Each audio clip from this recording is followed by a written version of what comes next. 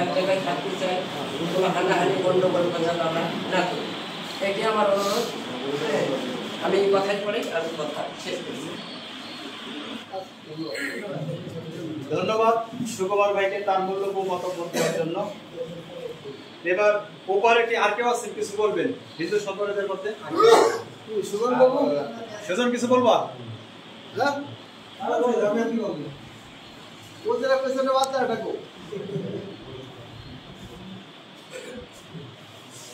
তাহলে আমরা এবার উপর থেকে বাঁচিল নাকি?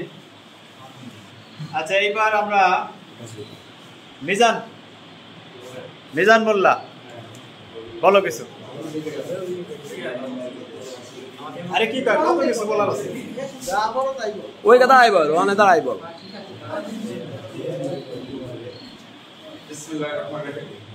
আজকের আয়োজিত গ্রামের বন্ধু এবং আমার ছোট বড় ভাইয়েরা সবাইকে আমার সালাম।